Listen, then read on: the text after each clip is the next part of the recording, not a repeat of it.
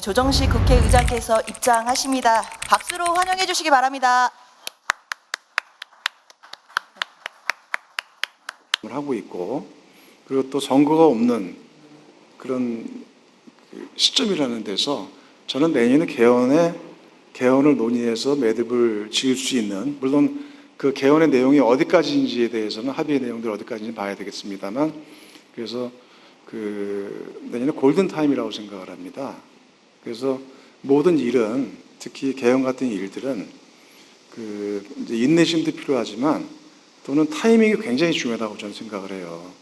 그리고 그 과정에서 물론 이제 여러 가지의 설득과 그 다음에 합의와 각 이해관계들을 조정하는 것도 필요하겠죠. 근데 그런 부분들을 내년에는 최대한 그 이전보다는 좀 더 진전을 시켜야 되고, 또 그렇게 되지 않으면은 앞으로 5년 뒤, 10년 뒤 또 넘어갈지는 몰라요. 근데 이제 사실 거의 다 꽉 찬 느낌이라고 저는 생각이 듭니다. 내년에 개헌을 해야 될. 그런 데서 아무튼 아까 말씀드린 로드맵대로 그 다음에 다양한 노력들을 통해서 최대한 성사시키겠다 이렇게 말씀을 드리고요. 그리고 대화와 타협과 속도전이라는 거는 이 두 개가 양립되는 것 같지만 저는 또한 동시에 두 개는 같이 추구되어야 될 거라고 생각을 해요. 그러니까 이 양극단적으로 일을 처리하는 게 아니라, 국회라는 게 어쨌든 협치의 정신에 따라서 또 여야 간에 서로의 상대방이 있기 때문에 어느 사안이 의견이 틀리고 충돌할 때는 계속 모아서 자꾸 좁히는 노력을 해야죠. 좁히는 노력을 하면서 좁히고 다시 좁히고 또 그러면서 또 합의를 볼 수가 있는 겁니다. 그래서 그리고 그 과정들이 때로는 시간이 좀 걸릴 수도 있어요. 하지만 또 어떤 경우는 좁히고 시간이 걸렸음에 불구하고 해결이 안 되는 경우가 있어요. 합의를 못 보는 경우. 그럴 경우는 결단을 해야죠. 그건 폐기가 되거나 아니면은 어느 입장을 정해서 표결을 붙이거나 이제 그런 거죠. 근데 특히 저는 이 민생개혁 입법 관계된 거라든가 또 오래 수기 과정을 거쳐온 것들에 대해서는 그 다음에는 일정 어떤 순간이 돼서 판단을 해야 될 때는 때는 과감한 결단을 내리고, 특히 민생 경제 입법은 이건 속도전으로 가야 된다. 저는 그렇게 생각을 하고 있습니다. 그리고 그런 것까지 예컨대 정쟁의 발목을 잡으면 안 된다. 그리고 최대한 머리를 맞대고, 하지만 그런 과정 내에서의 머리를 맞대는 거에 대해서는 치열하게 같이 중재도 하고 또 같이 협상도 시키고 때로는 의장도 같이 토론도 하고 뭐 이럴 필요가 있겠죠. 네, 그럼 이제 시간 관계상 앞으로 한두 분의 질문만 더 받고 질의응답은 마치도록 하겠습니다. 자, 여기 앞에 앉으신 기자님. 네, 의장님 안녕하세요. 취임 축하드립니다. 연합뉴스 안정훈 기자입니다. 그 개헌 관련해서도 추가 질문 드리고 싶은데요. 사실 이제 야권에서 개헌을 반대하는 궁극적인 이유가 이제 개헌의 최종적 목표가 현직 대통령의 임기 연장을 목표로 하는 게 아니냐라는 게 반대의 명분이 되고 있는데요. 야권의 의장님이 임기 내에 혹시 현직 대통령의 임기 연장을 하는 개헌안에 대해서는 통과나 처리 여부에 대한 입장을 좀 여쭤보고 싶습니다. 아이고, 그 문제는 지금 그에 대한 이렇다 저렇고 얘기하는 게 시기상조 아닌가요? 그러니까 이게 권력구조 개편 관계에서 이 현직 대통령의 연임 개헌 문제 이런 등등은 그건 결국 주권자인 국민 여론과 국민의 선택의 문제라고 저는 생각을 해요. 그리고 또 여러 정치적 당사자들이 그거에 대해서 어떻게 합의하느냐 달린 문제겠죠. 그래서 이제 나중에 그 문제도 이제 개헌 논의에서 권력구조 문제 관계에서 논의가 나오게 되면은 이제 또 이슈가 될 수 있을 텐데, 아무튼 그거는 이제 개헌 자문이나 또 개헌 특위 통해서 나중에 다 의견들이 수렴되지 않겠어요? 네. 그 정도. 자, 아는 기자 이남희 정치부 선임 기자 나왔습니다. 이 개헌에 있어서 가장 이제 관심은 4년 연임이다 보니까 이재명 대통령부터 적용이 되냐, 그러면 8년 집권할 수 있는 거냐 이 부분이에요. 네, 현재로서는요, 안 됩니다. 헌법 128조 2항 때문인데요. 대통령 임기 연장이나 중임 변경을 위한 헌법 개정 때는 개헌 제안 당시 대통령은 효력이 없다. 이렇게 콕 명시를 하고 있거든요. 그러니까 지금 개헌 추진하려는 이 대통령 현행법상은 해당이 안 되는 겁니다. 그러면 만약에 진짜 저거를 헌법을 수정을 해야 연임이 가능한 거네요. 그렇죠. 그러니까 이르면 내년 지방선거 때 4년 연임제 개헌 추진하면서 이 조항도 고치거나 빼면 이 대통령의 연임 가능하다는 해석이 나오고 있는 겁니다. 그래서 국민의힘은요, 민주당이 이 조항 수정해서 장기 집권 플랜 마련하는 거 아니냐 이렇게 의심을 하는 겁니다. 근데 진짜 이 대통령이 포함된, 그러니까 8년이 포함된 연임을 뭐 추진하려고 하는 거예요? 오늘 이 질문 당연히 오늘 대통령실 브리핑 때 나왔습니다. 강 대변인은요, 이 대통령이 대선 과정에서 말씀한 걸로 안다 이러면서 답을 대신했습니다. 이 대통령요, 대선 후보 시절에 4년 연임제 개헌 공약이 장기 집권 야욕이란 공격에 이렇게 반박을 했었거든요. 걱정이 되면 1회 하나에 연임할 수 있다 이렇게 쓰면 되잖아요. 푸틴처럼 독재하려고 그런다 이러면 이게 정치가 되겠습니까? 이게 우리나라 정치의 수준을 떨어뜨리는 억지, 왜곡, 조작의 대표적 사례 같아요. 그럼 저때 얘기가 대통령 본인은 연임을 안 하겠다 이런 거였나요? 그런데요, 그 회견 때 이 대통령이 살짝 여지도 남겼습니다. 자, 개헌에 대해서 국민 입장을 존중해야 한다 이렇게 말한 건데요. 그러니까 국민 지지가 있다면 본인부터 연임제를 적용할 가능성 완전히 배제하진 않은 겁니다. 또 개헌을 국정과제 1호로 올렸었죠. 이한주 전 국정기획위원장도 이렇게 말을 했었죠. 다음부터 적용하는 게 맞겠지만 그조차 논의해야 할 상황이라고요. 그러니까 가능성이 완전히 닫혀 있진 않은 셈입니다. 국민의힘은 오늘도 저 개헌이 장기 집권 포석이다 이렇게 얘기를 해요. 그 이유가 또 있어요. 이 대통령이 최근 민주당 원외지역위원장 만찬에서 이런 얘기를 했었거든요. 할 일이 많은데 임기가 4년 9개월밖에 안 남았다고요. 그러니까 이 발언, 대통령이 성과 내고 국민적 지지가 있다면 연임할 수도 있다 이런 뜻을 시사한 게 아니냐 이런 해석이 나왔기 때문입니다. 가장 중요한 건 이건데요. 그래서 가능합니까? 따져보겠습니다. 그런 방향 개헌 추진한다면 일단 야당의 반발이 거셀 겁니다. 자, 이 통과되려면 제적의원 3분의 2 이상 동의의 국민투표에서 과반 찬성이 필요합니다. 국민의힘 의석이 지금 개헌 막을 수 있는 107석인데요.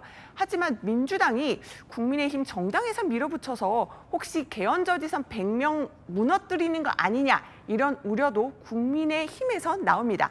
그런데 민주당 관계자 통화에 보니까 이 대통령이 이득 볼 개헌은 없다. 펄쩍 뛰더라고요. 어쨌든 간에 올 하반기 개헌 관련한 이 여야 공방 더욱더 뜨거워질 것으로 보입니다.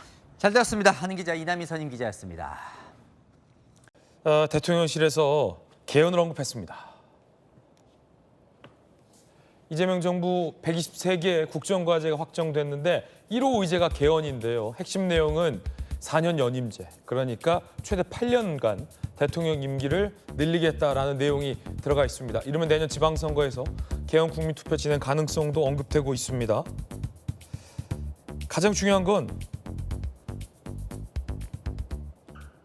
4년 중임으로 할 수 있게 헌법을 바꾸겠다. 본인은 포함되느냐. 선거 때 개헌을 추진하는 대통령은 제외해야 된다라는 원칙적인 발언을 언급한 바 있는데 진짜 본인은 제외할 건지 이게 궁금합니다. 국정기획원장을 역임한 이한주 전 위원장 얘기 들어보시죠. 연임이 됐든 중임제가 됐든 이재명 대통령도 적용이 되는 건가요? 거기에 대한 언급은 저희들이 안 했습니다만 통상적으로 상황 변경이 생기면 그거는 다음부터 적용하는 게 맞겠죠. 저 개인적으로는 그렇게 생각합니다만은 그러나 그조차도 사실은 논의해야 될 사항이 아닐까 이렇게 생각을 합니다. 그 사실을 명기하지는 않았습니다. 왜냐하면 예컨대 법이라고 하는 게 법에 대한 해석도 100%는 없거든요. 논의해봐야 된다. 100%가 어디냐라고 이재명 대통령에게 적임될 수 있다는 여지를 남겨서 논란이 되고 있습니다. 현재 헌법상으로는 불가능합니다. 그런데 개헌하는 김에 이 조항도 바꾸면 가능하다라는 겁니다. 헌법 128조 2항 대통령 임기 연장이나 중임 변경 위한 헌법 개정 때 개헌 제한 당시 대통령 효력이 없다. 이거 없애거나 수정하면 된다. 라는 얘기도 나옵니다. 지난 2일 대통령이 이런 얘기를 했습니다. 할 일 많은데 임기 4년 9개월밖에 안 남았다. 양태정 변호사님. 대통령 본인은 적용 안 합니까? 그렇죠. 헌법 해석으로도 적용할 수 없고요. 네네. 저 헌법 규정이 만들어진 게 결국 과거 이제 군사정권 시절에 계속된 헌법 개정으로 인해서 이제 그 임기를 연장하는 거를 이제 막기 위한 일종의 국민적 합의 내지 반성에서 나온 조문이기 때문에 뭐 지금 현재 대통령이 이재명 대통령에게는 적용이 안 된다고 보는 게 맞고요. 그리고 무엇보다 그 이재명 대통령 본인께서도 뭐 더 임기 연장을 할 생각은 없으실 거고 원하지 않으실 거로 보입니다. 그러니까 오히려 임기가 얼마 안 남아서 너무 아쉽다. 그렇기 때문에 5년을 거의 10년처럼 몇 배를 더 일하겠다라고 말씀하신 게 아마 그런 의도가 들어있을 거라 생각을 하고요. 무엇보다 저는 이재명 대통령이 진짜 성공한 대통령으로서 저는 남길 바라기 때문에 그러니까 만약 저 헌법 개정을 통해서 무리하게 임기 연장, 뭐 연임이나 중임을 만약에 추진을 한다고 하면 그 앞에 있었던 수많은 업적들이 저 하나로 인해서 다 비판을 받고 비난을 받게 될 여지가 있기 때문에 아마 대통령 본인께서도 저는 원하지 않으실 거라고 저는 생각합니다. 네. 자, 구체적으로 대통령실에서 현재 이재명 대통령에게 적용된다 안 된다라는 언급은 아직은 없습니다. 다만 지난 선거 때 이렇게 얘기했었습니다. 들어보시죠. 걱정이 되면 1회에 하나에 연임할 수 있다 이렇게 쓰면 되잖아요. 푸틴처럼 독재하려고 그런다 이러면 이게 정치가 되겠습니까? 이게 우리나라 정치의 수준을 떨어뜨리는 억지 왜곡 조작의 대표적 사례 같아요. 재임 중 대통령은 적용이 없다. 헌법에 그렇게 써져 있잖아요. 그 개정 당시에 국민의 뜻이라면 그 개정된 헌법에 따르는 게 국민 주권주의에 더 맞다. 당연히 국민의 뜻을 존중해야죠. 라고 얘기한 바 있었습니다.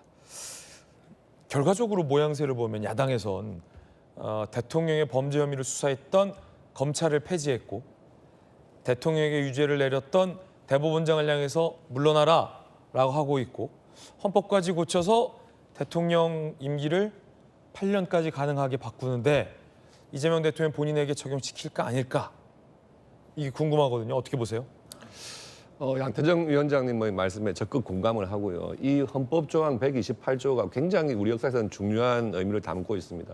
과거에 1인 독재, 장기 집권 이것을 헌법상에 명확히 해가지고 앞으로는 그런 일이 없도록 하겠다는 헌법적 결단이었거든요.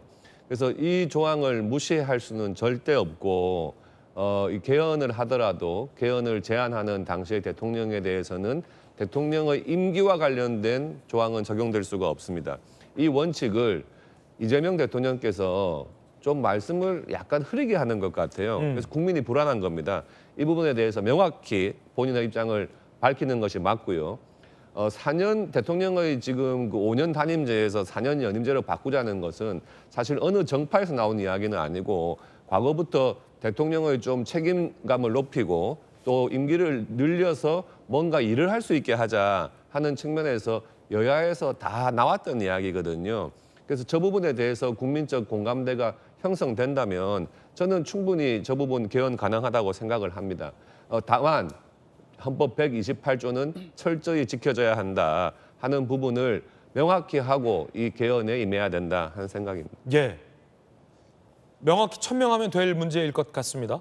불필요한 논란이 더 보태지는 건 사회적으로 옳지 않은데 대통령이든 대통령실이든 필요하다면 뭐 정치인의 대표라도 개헌을 하더라도 현재 이재명 대통령에게는 적용되지 않는다라는 원칙을 분명히 한번 밝혀줄 필요가 있어 보이는데요. 명확히 할 필요가 있겠죠. 그리고 이건 상식 아닐까요? 상식이다. 예, 국민 누구나 이건 상식적인 문제라고 생각하고 있다고 보고요. 당해 대통령에 한해서는 적용되지 않는다라는 것은 단 한 번도 생각해 본 적이 없는 일입니다, 저는. 그렇기 때문에 이 논란 때문에 뭐 논란을 위한 논란인지 모르겠습니다만은 이것 때문에 사실상 지금의 어떤 이전투구식 정치의 모습, 적대적 공생관계 이런 부분들을 해소하기 위한 개헌이기도 하거든요. 그런 점에서 권력구조 개편이나 또는 뭐 선거제 이런 것들을 어떻게 할 것인가라는 더 크고 중요한 문제들을 가지고 있기 때문에 숙제로 남아있는 부분이라서 이 부분에 대해서 매몰돼 버리면 더 큰 것을 놓칠 수가 있다라고 생각하고 이거는 그냥 상식적인 차원에서 정리하고 넘어가야 된다고 생각합니다. 네, 첫 번째 이야기 전해드렸습니다.